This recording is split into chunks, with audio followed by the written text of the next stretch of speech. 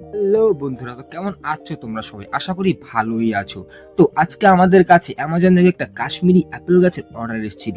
তো আমি তোমাদের সেটাই দেখাবো কি আমি কাশ্মীরি আপেল গাছটা কি করে প্যাক করি। তো চলো শুরু করা যাক। তো সর্বপ্রথমে আমি প্লাস্টিক নিয়ে গাছের গোড়াটাকে খুব সুন্দরভাবে বেঁধে নেব।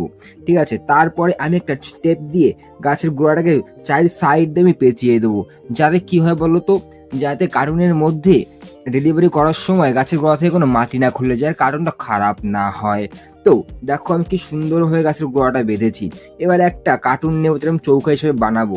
ওর পর গাছের গোড়ায় টেপ পেঁচিয়ে আমি সুন্দরভাবে কার্টুনের চারি সাইডে ঠিক এইভাবে পেঁচিয়ে দেবো, যাতে গাছের গোড়াটা না নড়ে আর কাস্টমারের কাছে সেফলি পৌঁছে যায়। এতে কি হবে বলো তো, গাছের গোড়া নড়বে না আর গাছটা ভাঙবে না, আর সেফলি ভাবে পৌঁছে যাবে। তারপর একটা টেপের টুকরো নিয়ে আমি ওর সাইডে ভালো করে টেপ পেঁচিয়ে দেবো। এবার আমি কার্টুনের মুখগুলো বন্ধ করে দেব। দেখতে পাচ্ছ আমি কি করে করি। ঠিক এইভাবে আমি দু সাইডের মুখগুলো বন্ধ করে দেবো। দেখো হয়ে গেছে। তো আমাদের আজকের কার্টুন রেডি হয়ে গেছে। এবার শুধু আমার কাজ হলো এর উপরে বিল চিপকানো।